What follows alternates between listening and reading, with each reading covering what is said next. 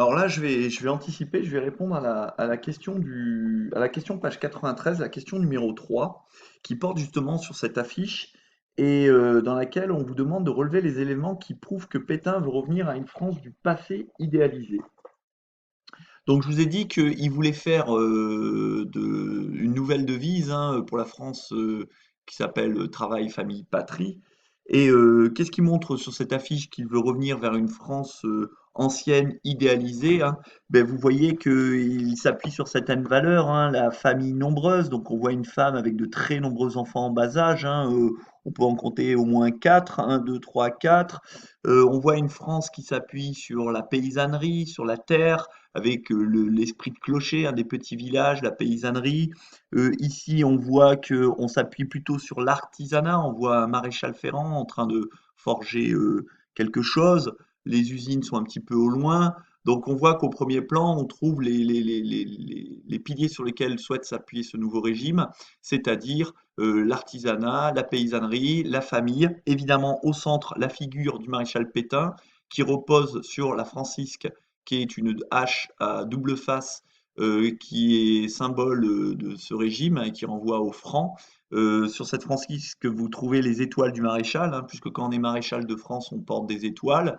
Donc cette étoile, vous voyez qu'ici, il pose le costume militaire. Donc de très nombreux symboles, un symbole qu'on retrouve expliqué dans ce document, hein. Donc le drapeau qui renvoie au patriotisme, le rôle du chef de guerre rassurant hein, pour le peuple, euh, et le retour aussi, oui, je l'avais pas dit, qui est donné à l'Église, hein, qui va avoir une place importante, hein, elle qui était un peu remise en cause par les années du Front populaire. Hein, vous savez, au sein du Front populaire, il y avait des radicaux, il y avait des socialistes et il y avait des communistes. Les communistes sont par nature athées, hein, considèrent que la religion est l'opium du peuple.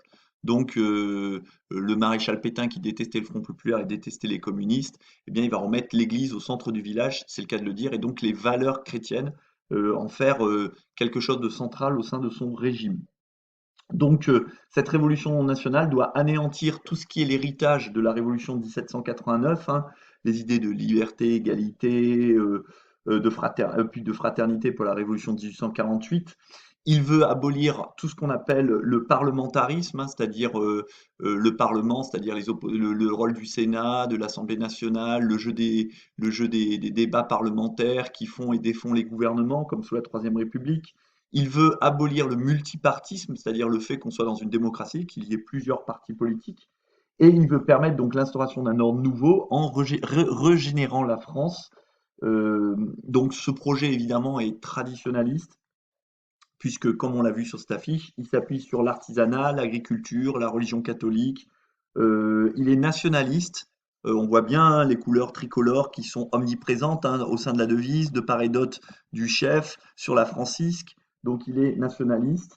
Il est réactionnaire parce qu'il veut un retour en arrière. Euh, L'individu doit travailler pour servir la société.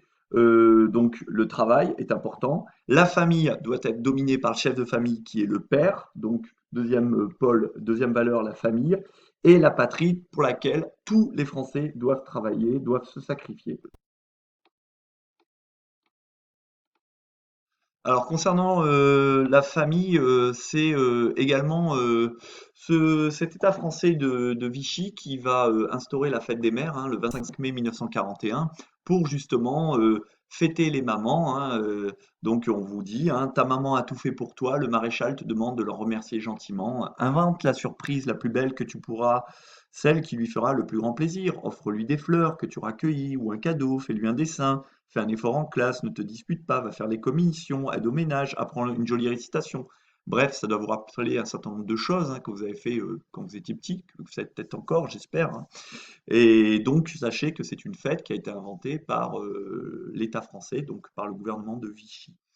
Alors, vous avez pu voir donc à travers le document précédent hein, et à travers celui-ci d'ailleurs, ce sont des affiches de propagande. Cette propagande en l'honneur du nouveau régime, elle est omniprésente. Hein. Vous pouvez la retrouver également à travers cette affiche qui est très célèbre, hein, qui met en valeur la Révolution nationale souhaitée par Vichy, hein, cette révolution nationale représente finalement la France de droite, hein, qui sera la France nouvelle de Vichy, une France qui a l'air toute neuve, qui s'assoit sur des piliers solides, hein, que sont la discipline, l'ordre, l'épargne, le courage, avec à la base les fondations, c'est travail, famille, patrie, avec le drapeau tricolore, une France qui est ouverte, qui est rayonnante, dans le ciel duquel trônent les 7 étoiles du maréchal.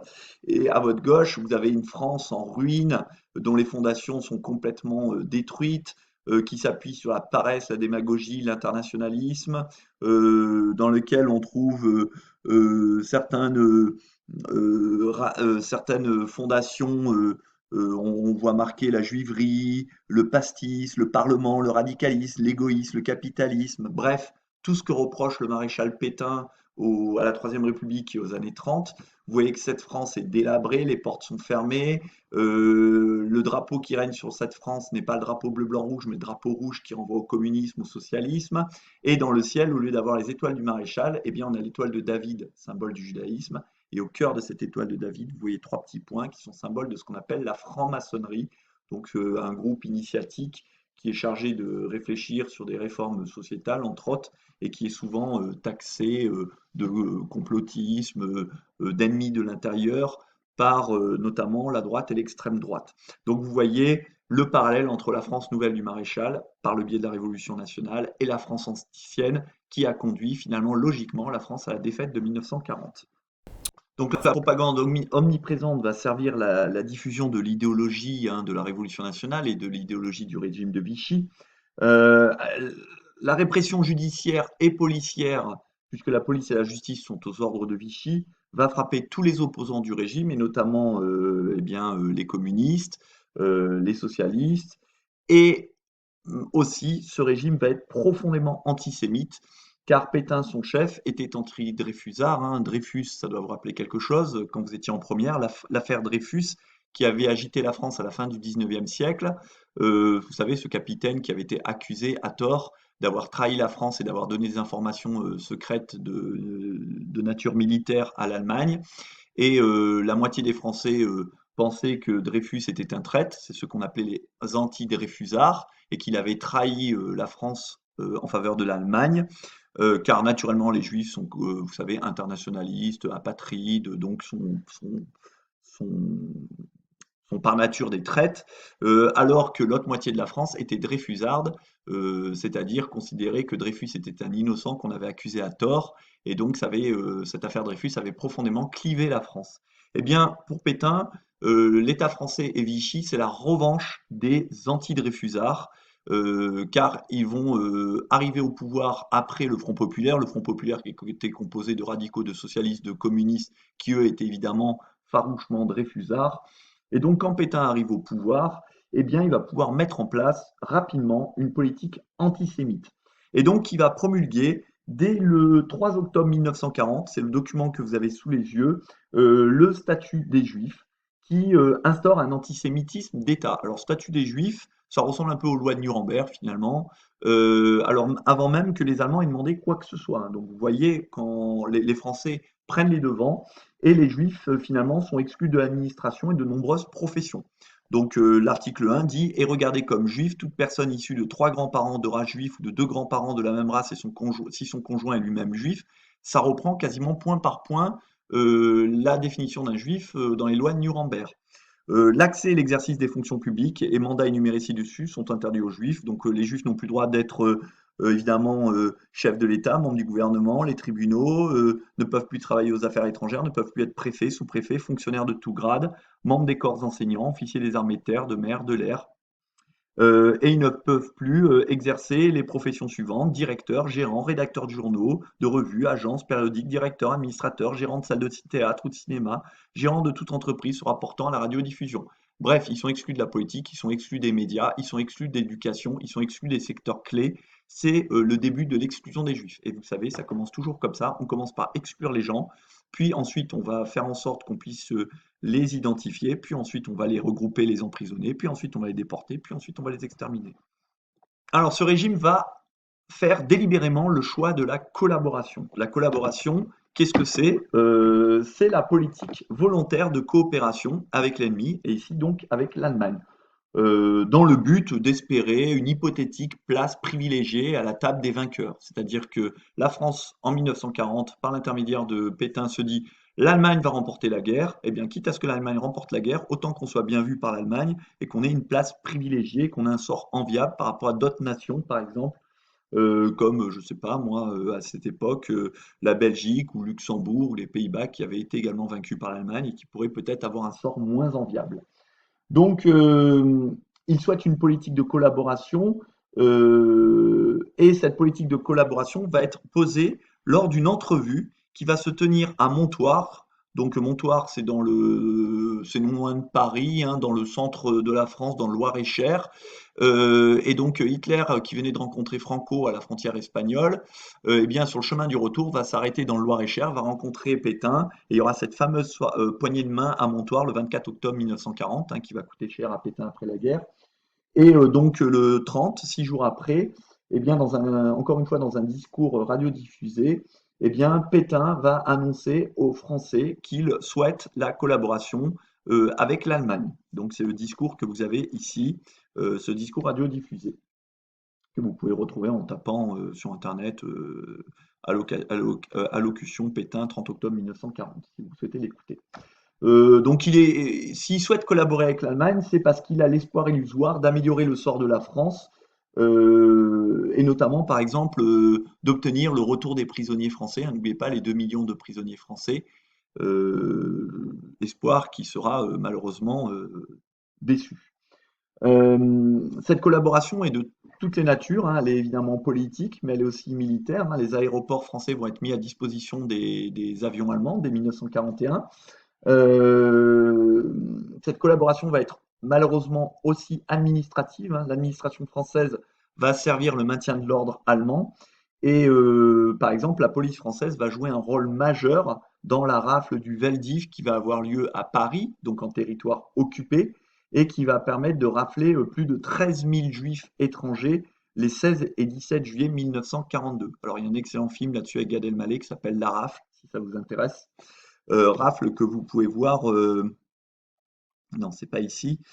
Ici, par exemple, les Juifs, ensuite, une fois qu'ils ont été raflés, vont être enfermés dans des camps de rétention, comme le camp de Pithiviers, ici dans le Loiret. Et vous voyez donc, ici, vous avez des Juifs, et ceux qui sont en train d'enregistrer les Juifs, ce ne sont pas des membres de la Gestapo, ce ne sont pas des membres de la Wehrmacht, ce sont des gendarmes français. Donc ensuite, ils seront livrés aux Allemands qui les enverront à Auschwitz. Donc la majeure partie, évidemment.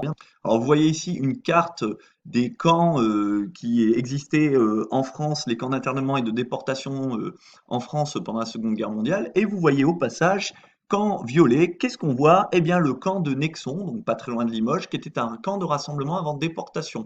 Alors bizarrement, à Nexon, vous en parlez, très peu de gens en parlent de ce camp, hein, tout le monde semble avoir oublié, alors que certains Nexonais y travaillaient dans ce camp, hein, ou fournissaient de l'alimentation au camp, donc se sont enrichis grâce à la présence de ce camp.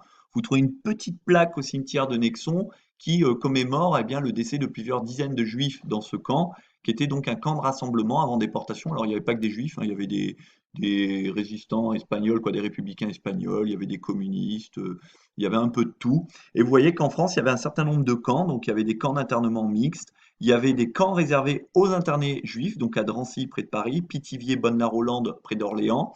Vous avez des camps pour tziganes, et puis vous avez des camps de concentration, mais alors ils ne sont pas à proprement dit en France, ils sont dans des territoires que les Allemands ont annexés, donc qui font partie du Reich, les camps de Schirmeck et du Struthof, donc qui sont de véritables camps de concentration, comme Dachau par exemple en Allemagne.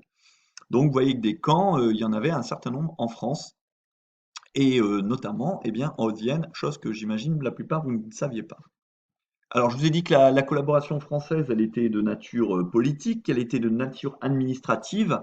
Eh bien, cette collaboration, elle va être aussi quotidienne. Alors, qu'est-ce que j'appelle la collaboration quotidienne? Eh bien, ce sont les gentils Français très bien intentionnés qui vont se charger de dénoncer les communistes, les juifs, qui connaissent dans leur quartier. Pendant la guerre, on estime qu'il y a eu entre 3 à 5 millions de lettres de dénonciation qui ont été envoyées par de sympathiques Français qui dénonçaient leurs compatriotes aux autorités de Vichy, histoire qu'ils soient ensuite livrés aux Allemands. Donc la dénonciation a été une activité très fructueuse pendant la guerre et a aidé également à la collaboration.